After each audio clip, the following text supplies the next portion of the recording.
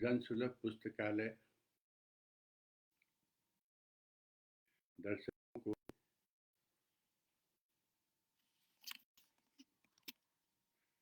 को मेरा नमस्कार।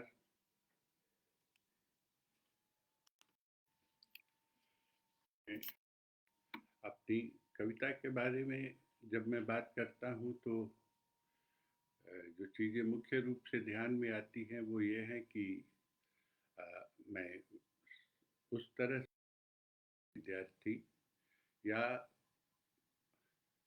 कविता के क्षेत्र का जिस तरह से उसके ट्रेडिशनल अर्थों में नहीं रहा हूँ। बिहार में शिक्षा हुई तो हिंदी से तो परिचय होना ही था और पाठ्यक्रम में बहुत अच्छी कविताएं रश्मि रथी वगैरह थी, कविता संग्रह था। तो उन सब के साथ उनको पढ़ते पढ़ते कुछ कविता के प्रति रुचि उत्पन्न हुई। फिर जिन कवियों की कविताएं संग्रह में थी, निराला की, महादेव की और भी बड़े सारे लोगों की कविताएं अच्छी लगी। फिर उनकी कुछ कुछ किताबें जहाँ मिल जाती थी पढ़ा। इस तरह से एक रुचि सी बनी रही, कविता से एक संबंध बना रहा। लेकिन कविता लिखने का जैसा कुछ नहीं था। हिंदी में लेख लिखने की आदत थी और वो लेख तो वैसे भी बहुत महत्वपूर्ण होते थे। फिर विज्ञान का विद्यार्थी था और इंजीनियरिंग कॉलेज में चला गया तो वहाँ साहित्य का वैसा कोई माहौल नहीं था। लेकिन चूंकि मेरी लिखने की आदत थी इसलिए इनके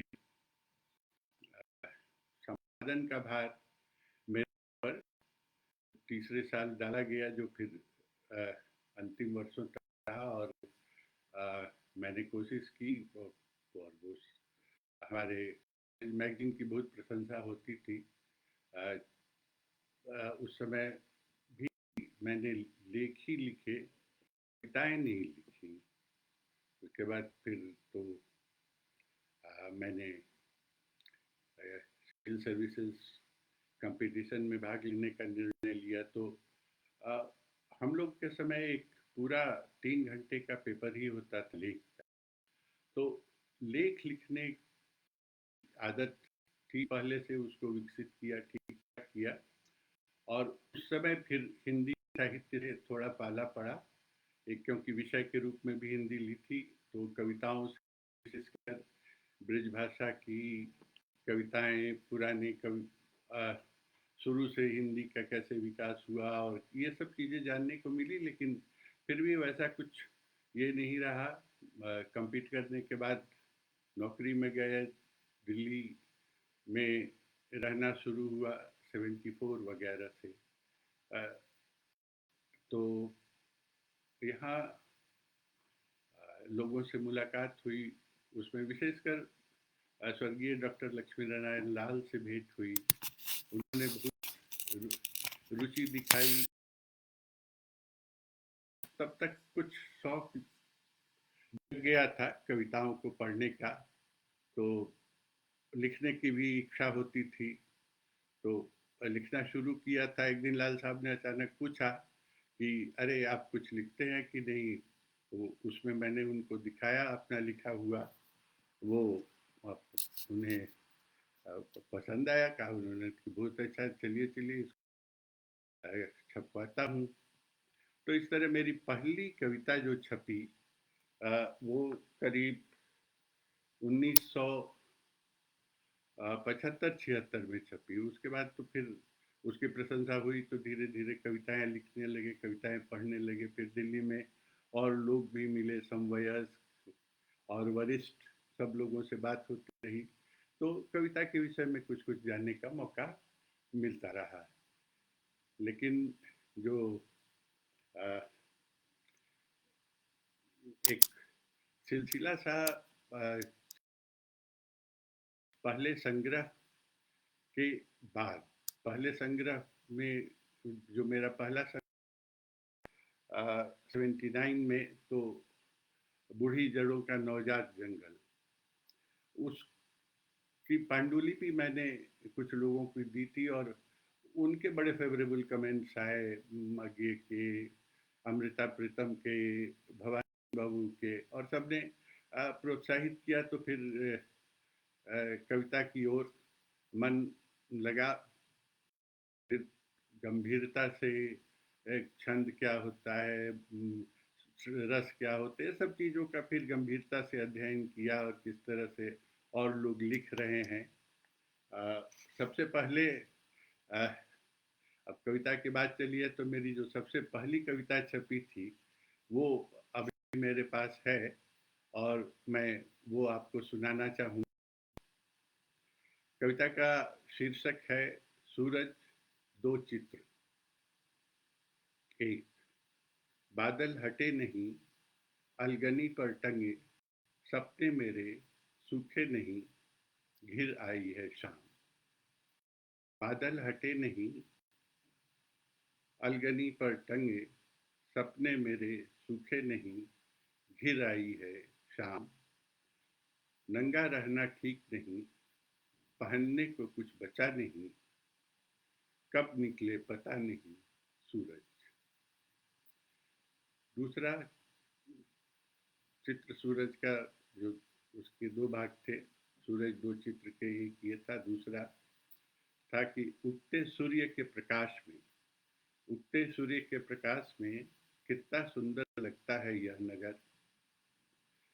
पहले छिटकती है लाली इसके गालों पर, फिर हो जाता है चंपई चेहरा इसका। नगर तो रहता है वही, सूरज भी, नगर तो रहता है वही, सूरज भी वही, फिर जाने कहाँ से उसके ऊपर चढ़ते ही रेंगने लगते हैं सांप गलियों में इसकी। तो ये एक नमूना था। बचकानी कविता है उस समय, हालांकि उस समय बहुत अच्छी लगती थी। अब आके लगता है कि इसी तरह की कविताएं उस संग्रह में काफ़ी थी, लेकिन उनकी जिन कवियों ने, शीर्षस्थ कवियों ने बड़ाई की, तो उनकी महानता को नमन करने की इच्छा होती है और मन में ये आता है कि कितना अच्छा आचरण रहा उस समय वरिष्ठों का होता था, जो आपकी कविताओं को देख के उसकी अच्छी बातों की बड़ाई करते थे, जो प्रेरित करती थी कि आप आगे सीखिए, बढ़िए। ये नहीं कि आपकी कविता छपी नहीं कि टूट पड़े आलोचना कर, कमी है वो कमी है, वो एक और संस्कृति थी और जो निश्चल रूप से आ, सारे हिंदी संसार में थी, हर जगह थी। मेरा अनुभव दिल्ली का है, लेकिन मैं जानता हूँ यही चीज़ें कलकत्ता से लेके बनारस, पटना, इलाहाबाद, हर जगह ऐसे ही लोग थे, नए आने वालों का स्वागत करते थे, बढ़ावा देते थे।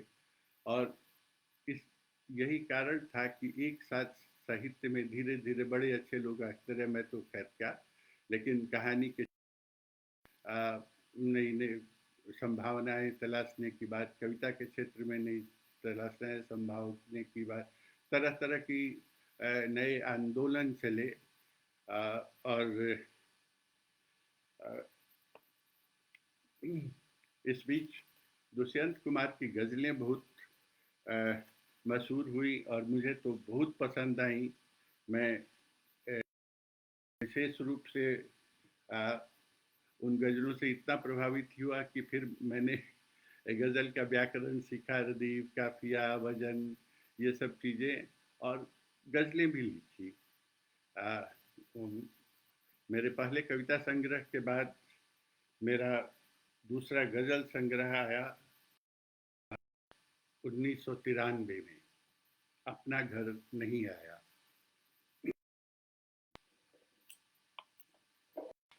इस गज़ल संग्रह को भी ठीक से सराहा गया, कुछ गज़लें बहुत पसंद आई। एक आध गज़लें तो रेडियो पर लोगों ने गाई भी, टेलीविज़न पे भी एक आध रचनाएं प्रस्तुत हुई। संगीत में प्रस्तुति उनकी हुई। इस बीच एक अच्छी बात हुई, 1994 में एक मेरी लंबी कविता छपी, पढ़ना किताब में, किताब ही थी वो कविताओं की। और ये उस समय दिल्ली में एक यहाँ की दिल्ली के साहित्य अकादमी की, हिंदी साहित्य अकादमी की योजना थी, वो पुरस्कार वगैरह देते थे। मेरे प्रकाशक ने दी थी, मैं जानता नहीं था, लेकिन पुरस्कारों की घोषणा हुई तो मेरा पुरस्कृत कवियों की सूची में मेरी किताब का नाम था, मेरा नाम था। बोल चढ़ पढ़ना चाहता हूँ, लंबी कविता थी। तो उसके बाद थोड़ी जैसे मान्यता मिली, लेकिन मेरा कविता लेखन और गजलें फिर मैं लिखता रहा, साथ साथ चलता रहा सब। और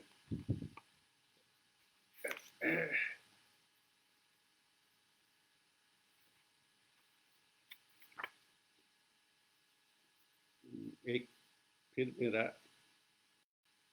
गजल संग्रह आया, खुशबू उधार, 1998 में।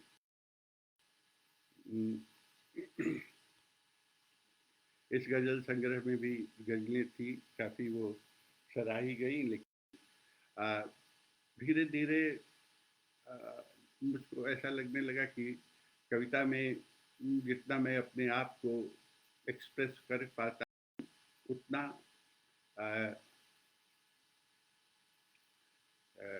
गजल में कहीं वो उस तरह से मेरी कमी थी या जो भी था, लेकिन फिर गजलें कम होती गई और कविताओं की रचना ज़्यादा होती रही। और उसके बाद फिर मेरा कोई और गजल संग्रह तो नहीं आया, कविता संग्रह लगातार आते रहे, छपते रहे। और अभी पिछले मेरे दो किताबें, एक तो इंद्रप्रस्थ और दूसरा वायुपुरुष। इंद्रप्रस्थ प्रबंध काव्य है, इसकी बहुत प्रशंसा हुई। वायुपुरुष तो अभी हाल में जब आया तो कोरोना का समय आ गया था, और उस समय किताब पे न उतनी चर्चा हो पाई, न वैसा कुछ हो पाया, पुस्तक मेला तक नहीं हुआ। तो ये संक्षेप में अगर मैं अपनी कविता यात्रा की बात करूं तो यही है। बीच में कुछ पुरस्कार मिलते गए, जैसे काव्य रचना सम्मान मिला महर्षि गंधर्व वेद विद्या, साहित्यिक क्षेत्र में योगदान के लिए नेशनल प्रेस इंडिया द्वारा सम्मानित किया गया। साहित्यिक कृति सम्मान, जैसा हमने बताया, हिंदी अकादमी दिल्ली ने दिया। और फिर 2003-04 का साहित्यकार सम्मान भी हिंदी अकादमी दिल्ली ने दिया।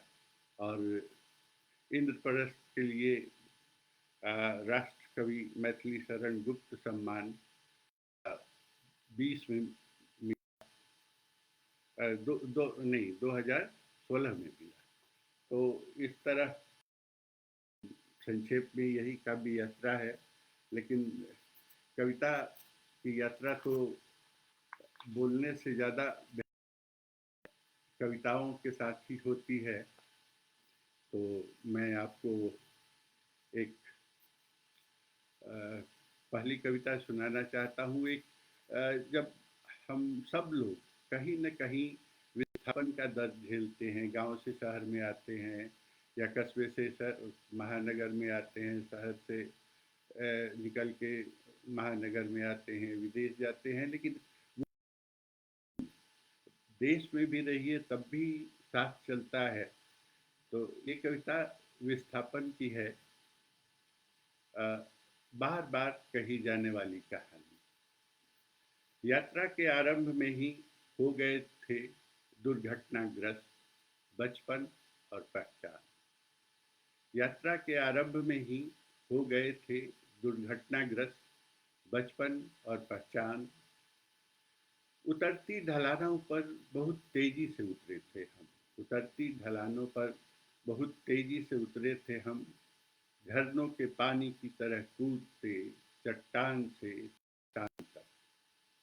जल्दी थी हमें, हाँकते रहे, चढ़ते रहे, करते रहे पार ऊंचाइयां, बैठे सुस्ताने को जहाँ तेज थी धूप, और सोए जहाँ नहीं थी छत। बराबर बराबर बांटते रहे भूख, बरतते रहे अभाव, ओढ़ते बिछाते रहे जरूरतें।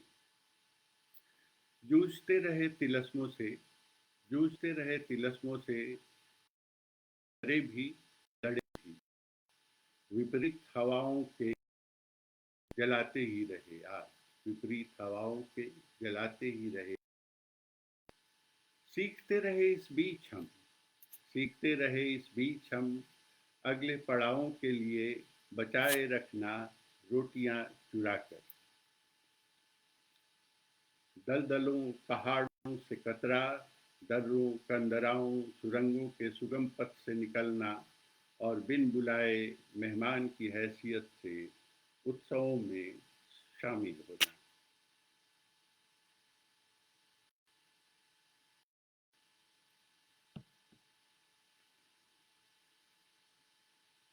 सीखते रहे इस बीच हम, अगले पड़ावों के लिए रोटियां छुपाकर।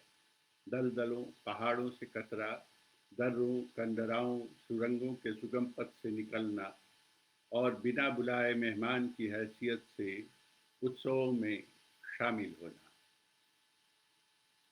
इस दौड़ में लगातार जवानी और प्यार जैसी कई चीजें आई और गई। इस दौड़ में लगातार जवानी और प्यार जैसी कई चीजें आई और गईं।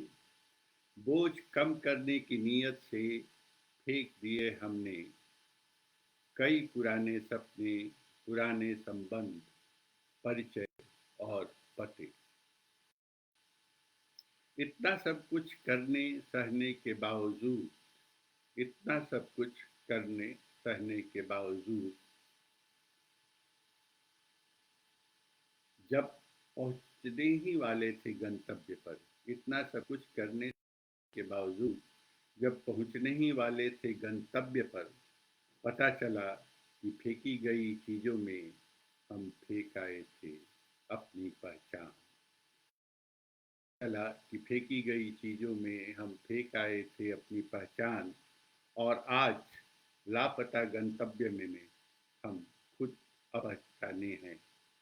और आज लापता गंतव्य में हम खुद अपहचाने हैं, रोज चलने वाली हवा की तरह। तो ये विस्थापन का दर्द केवल वही नहीं झेलता है जो बाहर निकल आया है, वे भी झेलते हैं पीछे रह गए हैं। एक मेरी अगली कविता इन्हीं चीजों को व्यक्त करती है, इन भावनाओं को। शीर्षक है लौट आओ। हम सब लगातार बंद होठों के बीच रहते हैं चीखते, लौट आओ, लौट आओ।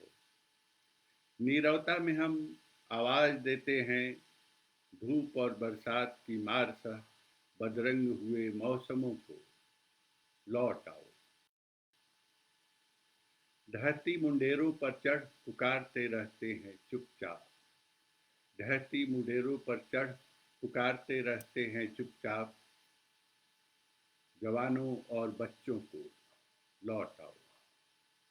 लौट आओ बंद दरवाजों और खिड़कियों के बीच, लौट आओ बंद दरवाजों और खिड़कियों के बीच, जहाँ रखी है हमने कुछ स्मृतियाँ और हवा।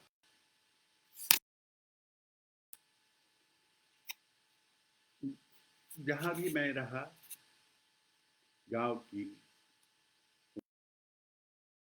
बचपन बीता था, जहाँ जिन स्कूलों में गया, जिस कॉलेज, स्मृतियाँ साथ रही, लेकिन गांव विशेष रूप से याद आता था क्योंकि वहाँ जाना तकरीबन न के बराबर हो गया था। हम लोग गंगा के डियर के रहने वाले हैं। डियर का अर्थ होता है कैचमेंट एरिया, तो या दोआबा। तो गंगा नदी बहुत और मेरा गांव तो विशेष रूप से गंगा के किनारे था। तो उस समय गांव में जल के दो ही मुख्य स्रोत होते थे, नदी और कुएं। कुएं तरह तरह होते थे, लेकिन मैंने एक दिन महसूस किया कि नदी और कुओं के में कितना फर्क है। जहाँ नदी सबके लिए जल देती है, वहीं हम लोग बनाए हुए कुएं हैं, उनको बांट देते हैं। फलाने टोला का कोई कुआं, फलानी जात का कुआं। तो नदी के प्रति मेरा आकर्षण और मोह और बढ़ गया। ये कविता, इसका शीर्षक मैं आपको सुनाने जा रहा हूँ है मेरे गांव की नदी। मेरे गांव की नदी पहचान है इतिहास और गांव के सौभाग्य की। मेरे गांव की नदी पहचान है गांव के इतिहास और सौभाग्य की। बहती हुई आती है कभी मेरे पिछवाड़े, मुझे प्रमुदित करती हुई।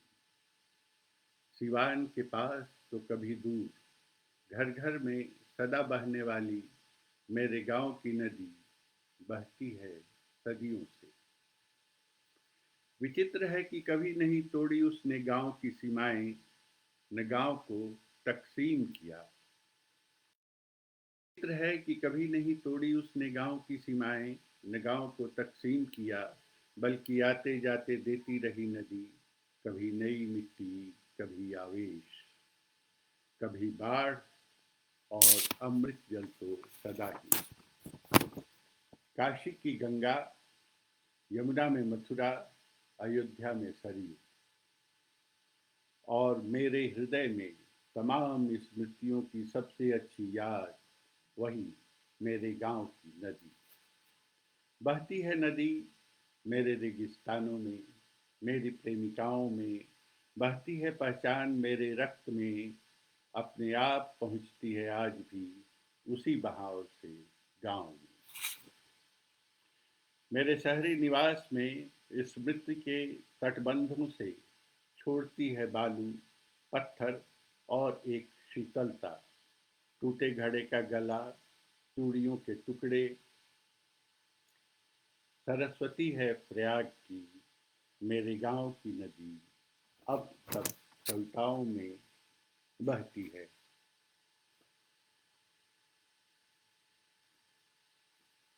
मेरी यादों में बहुत चीज़ें हैं, बहुत कविताएं लिखी हैं, लेकिन एक और कविता जो बहुत अच्छी लगती है, वो उस समय बचपन में भी मनोरंजन का कोई विशेष साधन नहीं होता था। वर्ष में एक या दो बार कोई आयोजन होता था, उसमें कोई नृत्य नाटिका होती थी या बाहर से कुछ लोग नाटक करते थे। मेरा क्षेत्र वैसे भी भिखारी ठाकुर का क्षेत्र है, तो वहाँ वो उस तरह के नाटकों का भी प्रचलन था। उसे नाच भी कहते थे और उसका आयोजन बड़े धूमधाम से होता था। उस सांस्कृतिक कार्यक्रम के साथ फिर भोज वगैरह भी गांव का होता था। सारी याद आती हैं। देखिए, उस पर ये कविता लिखी है सबको समेटते हुए, शायद आपको भी पसंद आए। एक तमाशा देहाती। मठिया वाले टीले पर जहाँ कभी नहीं पहुंचा बाढ़ का पानी। मठिया वाले टीले पर जहाँ कभी नहीं पहुंचा बाढ़ का पानी, बना था मंच। बांस बल्लों के सहारे टिकी थोड़ी ऊंची नीची चौकियों वाला स्टेज। बांस बल्लों के सहारे टिकी थोड़ी ऊंची नीची चौकियों वाला स्टेज। अधिक समतल था गांव को आने वाले उस सड़क से, जिस पर बहुत ज्यादा थे गांव से बाहर जाने वाले पैरों के निशान। बल्लियों पर यहाँ वहाँ बल्बों के साथ टंगे थे कुछ टूटे से पुराने पेट्रोल। हाँ, एक नकोर रखा था स्टेज पर, माइक भी था बैटरी वाला। मेरे गांव के महालंठ लोग बैठे थे जैसे विनय पत्रिका की पदावलियां, ये भोजपुरी का शब्द है, मतलब जिसको इनडिसिप्लिन कहते हैं। मेरे गांव के महालंठ लोग बैठे थे जैसे विनय पत्रिका की पदावलियां, बज रहे थे सारंगी, बैंजो, ढोलक, तबला और न जाने क्या। कथा गायन हो रहा था, कथा गायन हो रहा था। जुटी भीड़ के प्रत्येक चेहरे पर था भक्ति रस का पूरा स्प्रे। जयकारे लग रहे थे, बीच बीच में मुख्य गायक अर्ध उन्मीलित नैनों से कभी कभी, बीच बीच में मुख्य गायक अर्ध उन्मीलित नैनों से कभी कभी क्षितिज या शायद इकट्ठी भीड़ को देख लेते थे। गलियां सदा ऐसी ही थी, उमस भरी, संकरी और गंदी। हम लोग होते रहे पैदा इन्हीं गलियों में जीने के लिए। नदी में पानी बहुत कम हो गया था, नहर सूख गई थी, पंसारी की दुकान पर फप्तियां बिकती थी। सब वाचक कदम ताल एक दूसरे, बीच बीच में सारंगी पर आलाप बजता। सब कुछ भूल कर व्यस्त थे पतंगबाज, सब कुछ भूल कर व्यस्त थे पतंगबाज पेच लड़ाने में। जैसे नासमझी के कारण देसी भाषा के कहन को बहुत कुछ खारिज कर दिया जाए, जैसे देसी भाषा के कहन को बहुत कुछ खारिज कर दिया जाए। पंगत शुरू थी दूसरी ओर, पंगत शुरू थी दूसरी ओर। अपनी अपनी पत्तलों पर जल छिड़क, लऊ लाठी लोटा लिए आए। जवार के दर्शकों के बीच घूम रहे थे, पूड़ियों से भरे परात, सब्जी की बाल्टी, दही की हांडी, शक्कर का कटोरा, तत्पर परोसने वाले सन्नत। का मतलब होता है अपने गांव के आसपास के दूर तक के गांव को मिलाकर अगर कुछ कहना हो तो उसको जवार कहते हैं हम लोग भोजपुरी में। गायन अब भी चल रहा था, गायन अब भी चल रहा था। बालिक नई व्यवस्था गढ़ रहे थे। गरीब अब भी कांपता था, गरीब अब भी कांपता था, क्योंकि कांपना ही उसका प्रिय और प्रमुख अधिकार था। गरीब अब भी कांपता था क्योंकि उसका प्रिय और प्रमुख अधिकार था। अंतर विरोध का सिलसिला विषम में भी हम पर ताल थी। करिंदा क्या नहाता निचोड़ता, कारिंदा क्या नहाता निचोड़ता। अबू की बकरी मौखिक परंपरा का शिकार हो चुकी थी। एक और छोटी सी कविता, बंदी। एक, एक चित्र है, ईंटों का चूल्हा, बोरसी में आग। ईंटों का चूल्हा, बोरसी में आग, हांडी में पानी, आम का अचार, कथरी पुरानी, जूता छप्पर छाजी। गोबर से लिपे पुते घर से उठते धुएं के भकोल से चेहरे। गोबर से लिपे घर से उठते धुएं के भकोल से चेहरे। कभी हाथी, कभी ऊंट, कभी बैल और फिर जादू से हवा में घुलते जाना। तीनों बच्चे चूल्हा तापते हुए, तीनों बच्चे चूल्हा तापते हुए हांडी के कोदो भात और ढक्कन की जुग सुन रहे थे।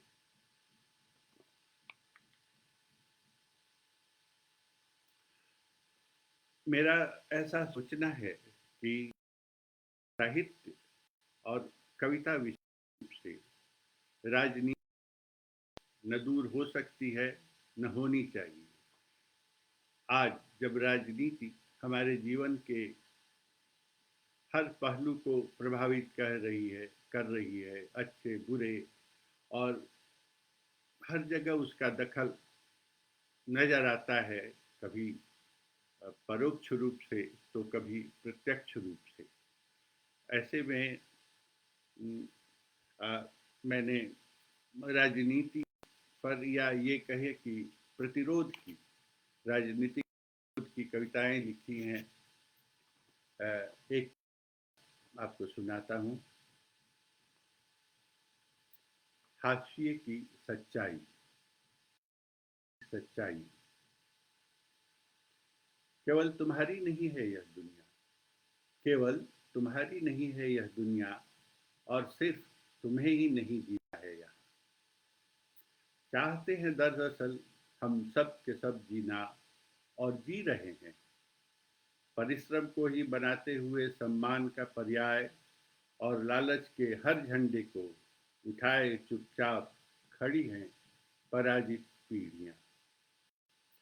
तुम तुम जो संविधान में खरोंचे मार जनतंत्र का रक्त चाट रहे हो सरेआम, तुम जो संविधान में खरोंचे मार जनतंत्र का रक्त चाट रहे हो सरेआम, सचमुच एक वहशी भेड़िए में तब्दील होते देख रहा हूं तुम्हें। ऐसे मत मुस्कुराओ, ऐसे मत मुस्कुराओ कि बैठेगी जांच और चलेगी बरसों तक। इस बीच तुम कहीं न कहीं खोज लोगे एक छेद, और सरक जाओगे किसी सांप की तरह। हयाई नहीं है, मेरे देश का नाम बेहयाई नहीं है, और यह सिर्फ तुम्हारा है। मैं तुम्हारे अखबारों और टेलीविजन झूठ पर यकीन नहीं रखता। मैं तुम्हारे अखबारों और टेलीविजन के फैलाए झूठ पर यकीन नहीं रखता। मैं तुम्हारे आंकड़ों पर यकीन नहीं रखता। मैं तुम्हारे वायदों आश्वासनों पर यकीन नहीं रखता। मैं तुम्हारे उत्सवों पर यकीन नहीं रखता। लेकिन मुझे यकीन है तुम्हारे खिलाफ उठे हर हाथ पर, लेकिन मुझे यकीन है तुम्हारे खिलाफ उठे हर हाथ पर। मैं यकीन रखता हूँ हाशिए की सच्चाई पर, और मैं देख रहा हूँ तुम्हारे खिलाफ आखिरी लड़ाई का आरंभ।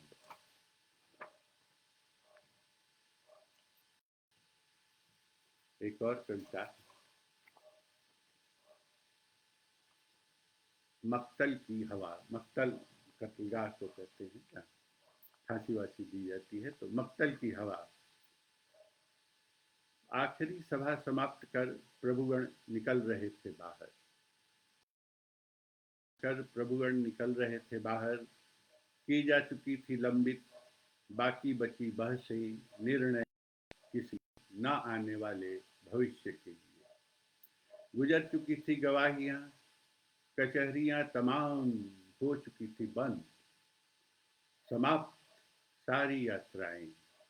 तोते बघार चुके थे अपना ज्ञान, तोते बघार चुके थे अपना ज्ञान। बहस की कोई गुंजाइश न थी। राजा ने भी सुनी उसी मंत्री की, राजा ने भी सुनी उसी मंत्री की, जो था खुद खेल में शामिल। बहुमत द्वारा ले लिए गए थे सारे निर्णय, चुन लिए गए थे जल्लाद। तय हो चुका था वक्त लीवर दबाने का, यह फांसी थी। कोठरी से तख्त तक उसे ले जाने की जिम्मेदारी दांव जीतने वाले की थी।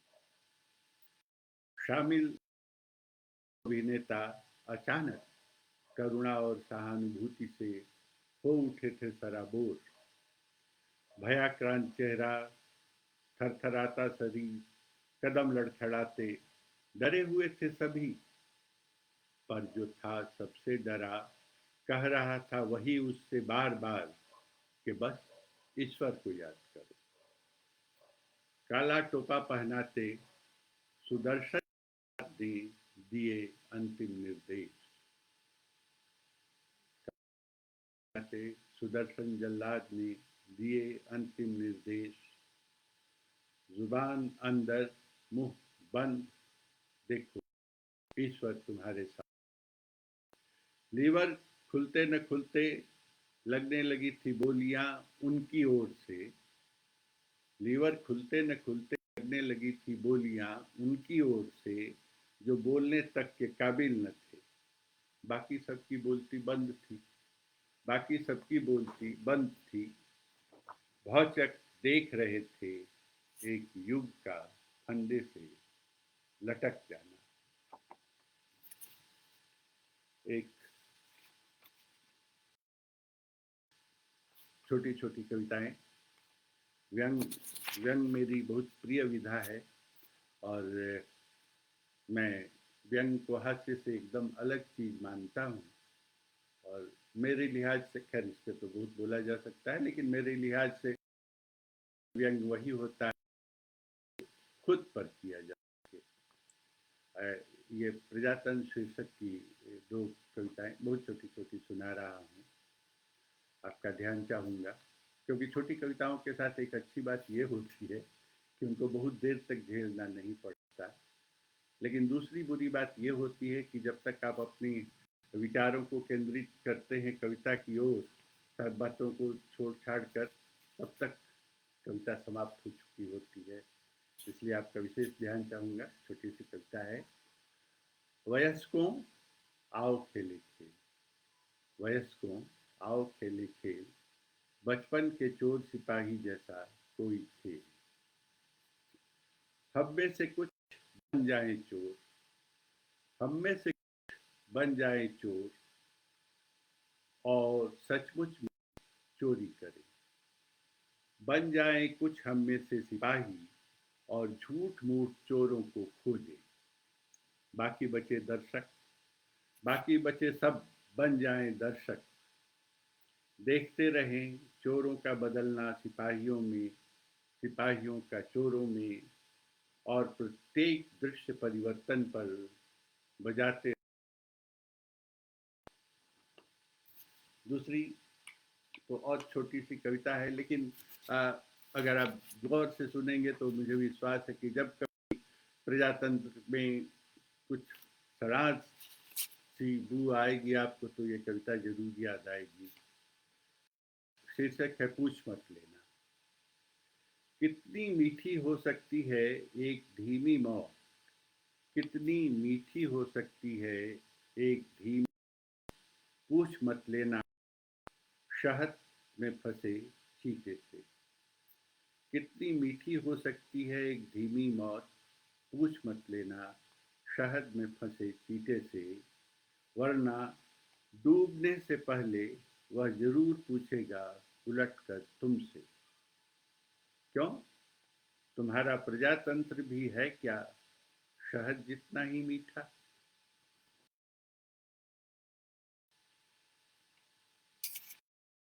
वासियों पर मैंने बहुत सी कविताएं लिखी। एक व्यंग कविता, हल्का सा व्यंग है और आशा है आप क्या। शीर्षक है जंगल में हाका। आता है राजा साथ लिए फौज फाटा, आता है राजा साथ लिए फौज फाटा, सजता है दरबार, होता है शुरू राजकाज और राजकीय कारगुजारियां। आता है राजा फौज फाटा, दरबार, शुरू होता है राजकाज और राजकीय कारगुजारियां। सर पे ऊंची टोपी कमर में तलवार, सर पे टोपी कमर में तलवार, गुजरते हैं बजाते हुए कोरनित सौदागरों के पैरोकार।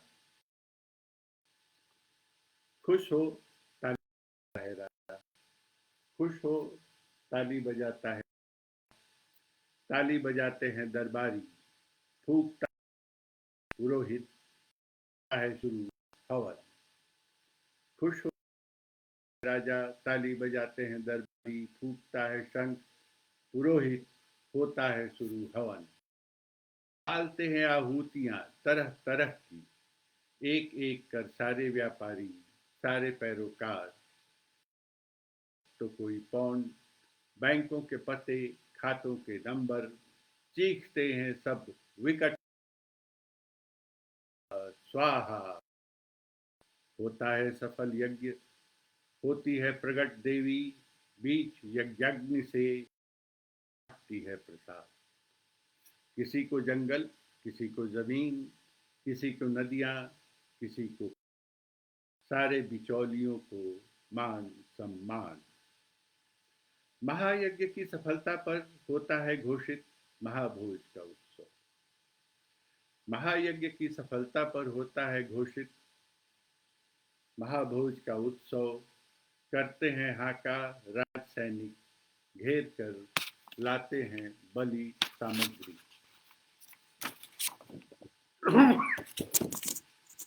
घेर कर लाते हैं बलि सामग्री। पकता है मांस जाने, जमकर चलती है दरुआ हंडिया माडी। नाचते हैं लोग, नाचते हैं लोग मदमस्त। नष्ट हो जाती है नाचते पैरों से दबकर एक पुरानी किताब, जो शायद होती है इतनी पुरानी नहीं जितने पुराने वे। नष्ट हो जाती है नाचती पैरों से दबकर एक पुरानी किताब, जो शायद होती है इतनी पुरानी नहीं जितने पुराने वेद। का भी कहना है कि जब यहाँ आए तो उसके पहले पुरानी जनजातियाँ जो यहाँ रहती थी उन्हें जंगलों में उन लोगों ने विदा कर दिया था।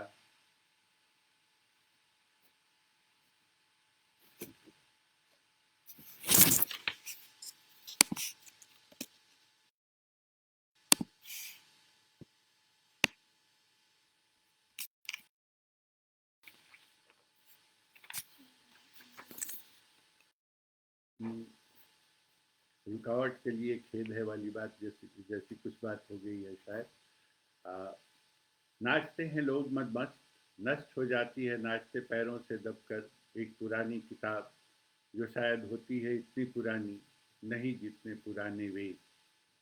जो जानते हैं कथा रेड इंडियनों की, लगा सकते हैं अनुमान, क्या रहा होगा लिखा उस नष्ट हुई किताब में। जो जानते हैं कथा रेड इंडियनों की, लगा सकते हैं अनुमान, क्या रहा होगा लिखा उस नष्ट हुई किताब में।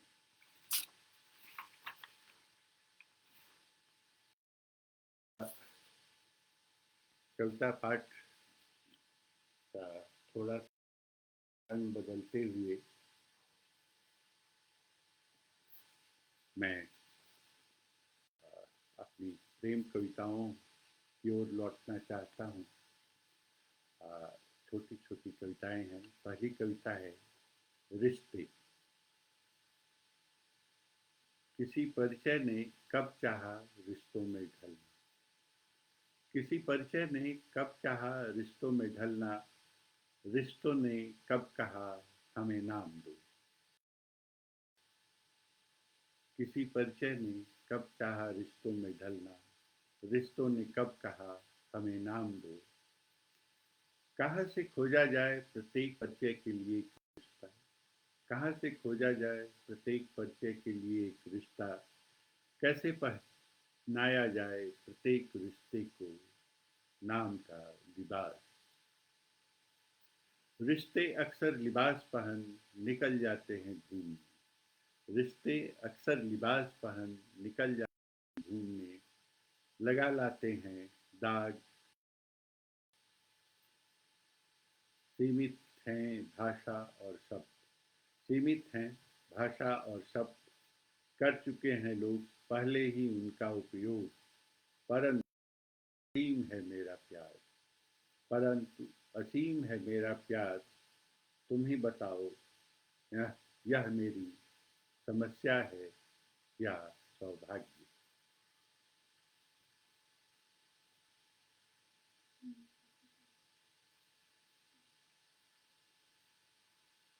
कुछ और छोटी छोटी कविताएं।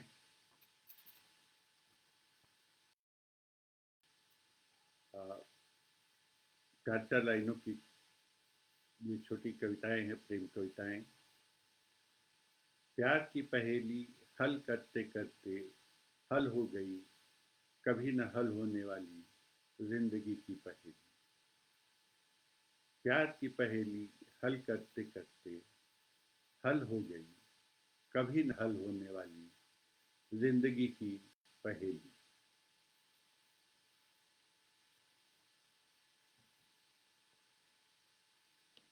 लौटी नहीं हो अभी दफ्तर से, लौटी नहीं हो अभी दफ्तर से, घर में अकेला सोचता हूँ, कौन बैठा होगा तुम्हारी बगल में बस की सीट पर।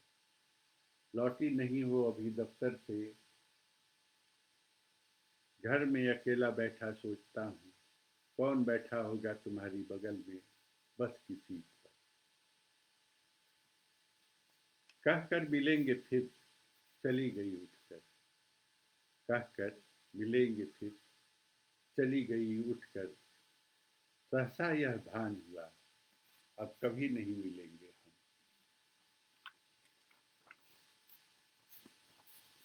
और ये अगली कविता देखिए। चीजें जो न हो बदलने वाली कभी, चीजें जो न हो बदलने वाली कभी, क्यों लगता है बदल ही जाएंगी। होता हूँ जब मैं ख्यालों में तुम्हारे।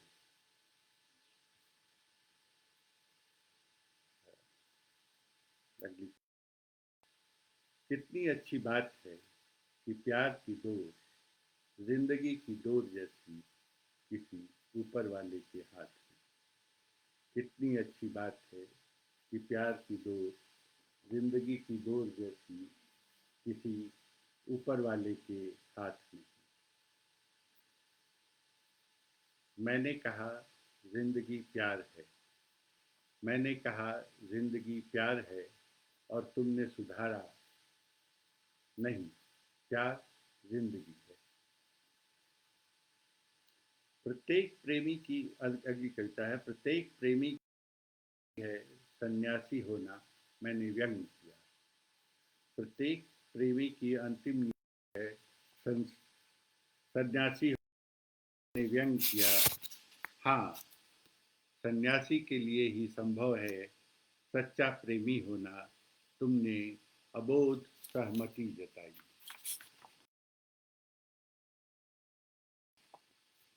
एक और कविता देखिए। तेज धूप में जब खोज रही थी छायादार पेड़, तेज धूप में जब खोज रही थी छायादार पेड़, क्यों नहीं दिखा तुम्हें मैं।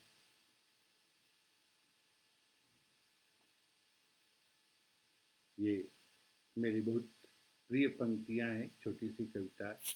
गंगा में आधी तो दिखती हो, गंगा में आधी तो दिखती हो, आधी और कहाँ होती हो तुम, आधी और कहाँ होती हो तुम।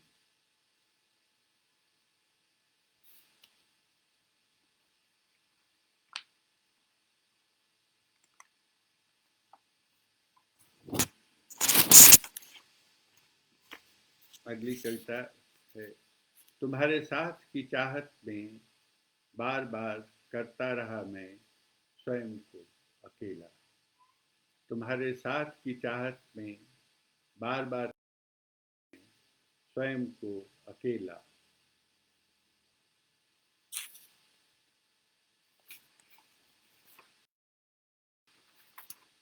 और इन छोटी कविताओं की सीरीज की अंतिम कविता।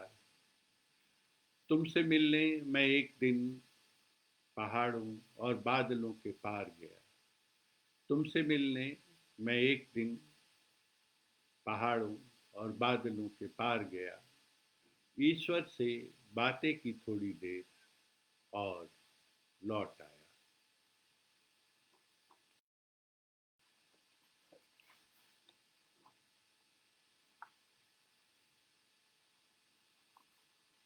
एक थोड़ी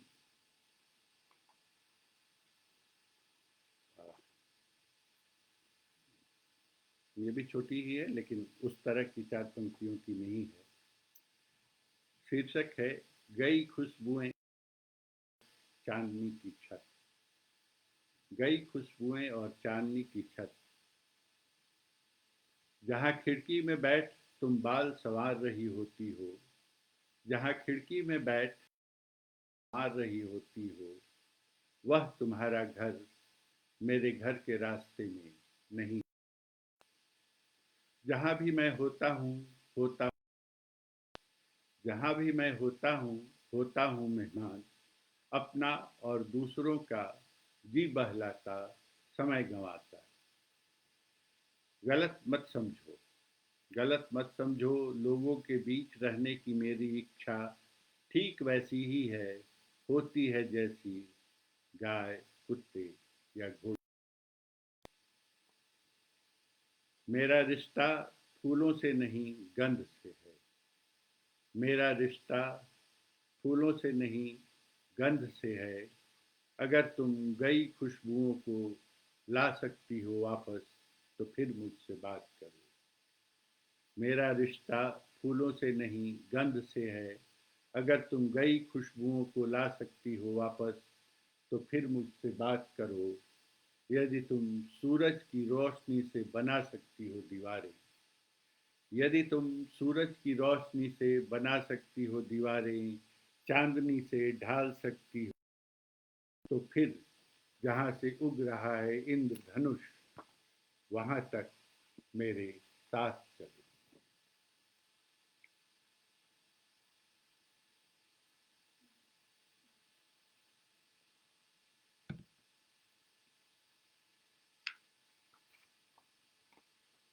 एक अगली कविता, इस कोरोना काल की लिखी हुई ये कविता, बहुत हाल की कविता आपको सुना रहा हूँ। मई 2020 के हिंदुस्तान में, मई 2020 के हिंदुस्तान में मीडिया, चैनल और अखबार सभी ऐसे भरे पड़े हैं, मानो थी कोई विश्व साइकिल प्रतियोगिता जिसे जीता हो ज्योति कुमारी ने। मीडिया, चैनल और अखबार सभी ऐसे भरे पड़े हैं, मानो थी कोई विश्व साइकिल प्रतियोगिता जिसे जीता हो ज्योति कुमारी ने। गुड़गांव से दरभंगा, गुड़गांव से दरभंगा, जाने किस लाचारी में तय करनी पड़ी थी 15 वर्षीय ज्योति को। 1200 किलोमीटर की यह लंबी दूरी, 1200 किलोमीटर की यह लंबी दूरी, और वह भी अपने दिव्यांग पिता को साइकिल के पीछे कैरियर पर बिठा। महज 7 दिनों में पूरी की उसने यह यात्रा, जाने किस जादुई शक्ति से। यह कोई मिथक नहीं, बस झलक भर है। यह कोई मिथक नहीं, बस झलक भर है एक बच्ची की बेबसी की, एक बच्ची के बेबसी की 2020 हिंदुस्तान में। परंतु ज्योति की प्रशंसा तो होनी ही चाहिए, परंतु ज्योति की प्रशंसा तो होनी ही चाहिए। अपनी सारी मजबूरियों और कठिनाइयों को करते हुए दरकिनार, महामारी के कठिन समय में उसने एक कठिन निर्णय लिया। महामारी के कठिन समय में उसने एक कठिन निर्णय लिया। अपने पास का अंतिम रुपया तक खर्च कर खरीदी साइकिल और निकल पड़ी पूर्व निर्धारित साहसिक यात्रा पर।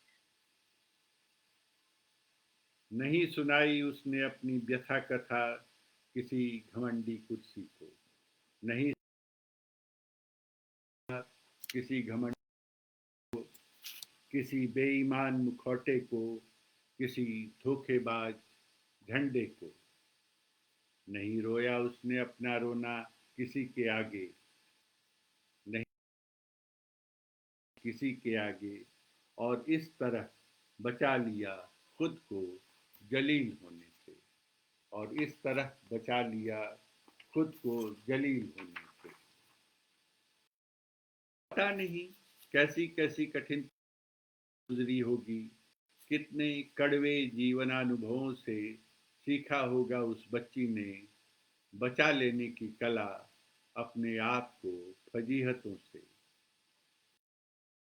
कैसी कैसी कठिन परिस्थितियों से गुजरी होगी, कितने जीवनानुभवों से उसने बचा लेने की कला अपने आप को फजीहतों से। वरना फजीहतों का क्या, वे तो सहज ही शामिल हैं जीवन में। वरना क्या, वे तो सहज ही शामिल हैं जीवन में। हवा पानी की तरह घुली हुई रहती हैं अदृश्य। मित्रता, लगाव, स्नेह, प्रेम आदि तमाम जीवकोपार्जन की राह तो जाती ही है जिल्लत के घर से होकर। जीविकोपार्जन की राह तो जाती ही है जिल्लत के घर से होकर।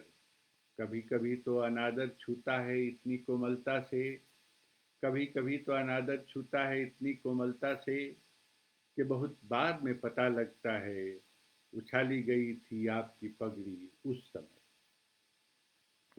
ज्योति के लिए भी शुरू हैं पुरस्कारों और सम्मानों की घोषणाएं और तैयारियां।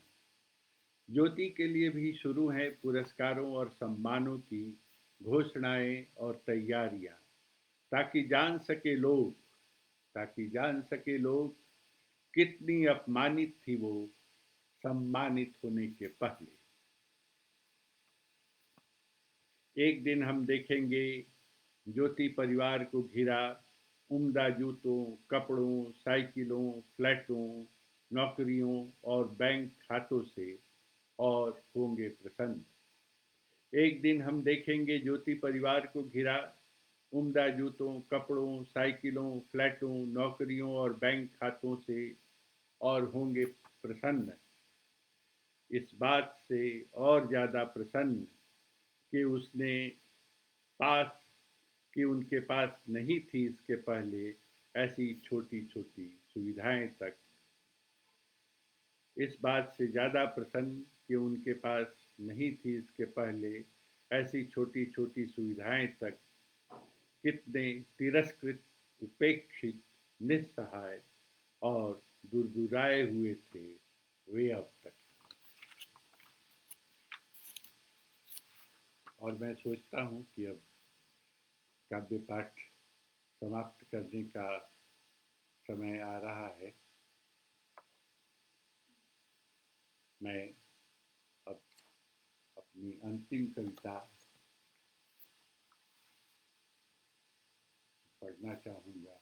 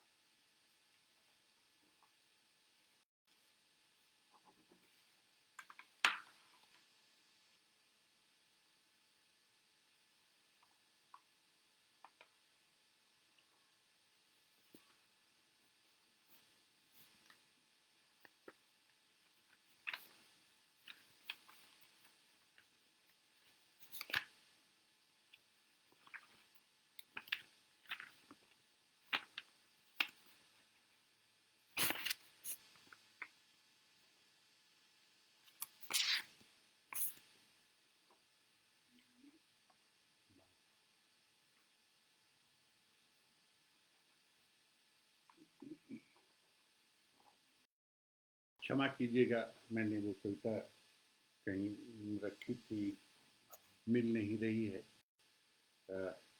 एक दूसरी कविता उसके बदले सुनाता हूँ। संविधान से बाहर एक जरूरी बहस। संविधान से बाहर एक जरूरी बहस।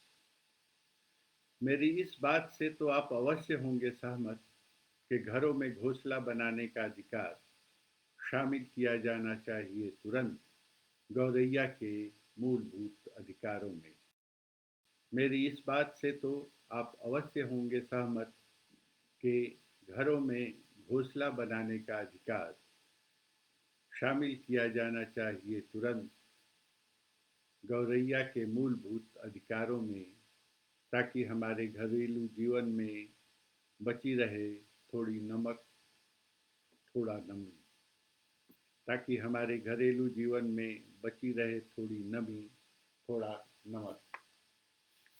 क्या आपको मालूम है कि कौवे ही ज़्यादा चिंतित अभिव्यक्ति की आज़ादी के लिए? क्या आपको मालूम है कि कौवे ही ज़्यादा चिंतित होते हैं अभिव्यक्ति की आज़ादी के लिए? बाकियों का काम तो उड़ने और गाने की आज़ादी से चल जाता है। हाँ, तितली, तोता और मोर जैसों के लिए सबसे महत्वपूर्ण होता है रंगों को चुनने का अधिकार। हाँ, तितली, तोता और मोर जैसों के लिए सबसे महत्वपूर्ण होता है रंगों को चुनने का अधिकार, जो अवश्य शामिल किया जाना चाहिए उनके मूलभूत अधिकारों की सूची में।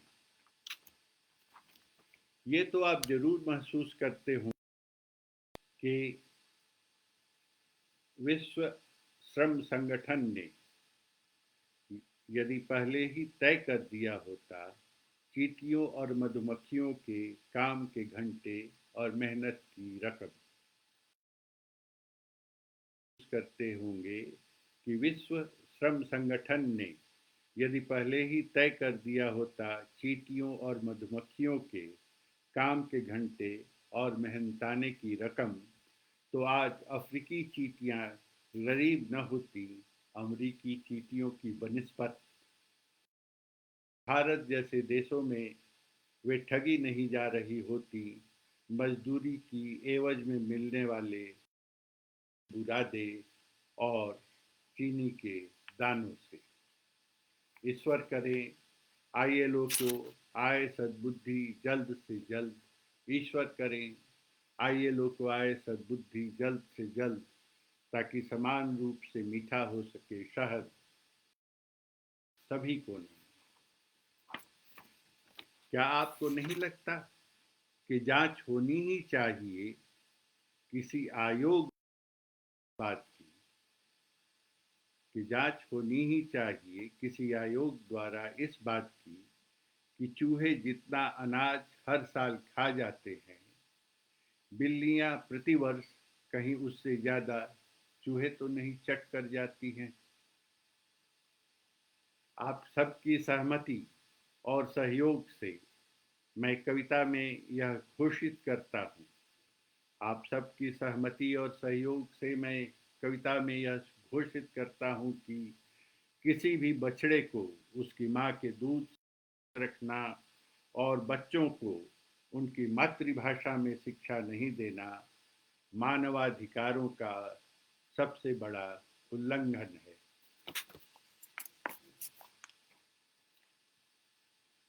आप सब धन्यवाद, विशेषकर अर्पण जी को, जो इतनी लगन से अपना समय साहित्यिक कार्यों में दे रहे हैं और काफ़ी अच्छे से हर चीज़ ऑर्गेनाइज करते हैं। और हम जो लिखने वाले लोग हैं, जो रचने वाले लोग हैं, अपनी रचनाएं जहाँ तक पहुँचाना चाहते हैं, जिस ढंग से भी पहुँचाना चाहते हैं, इस कोरोना काल में उस कार्य में सारे लोगों की इतनी सहायता करते हैं। आप लोगों ने इतने प्यार और धीरज से मुझे सुना, इसके लिए आप लोगों का पुनः पुनः बहुत धन्यवाद।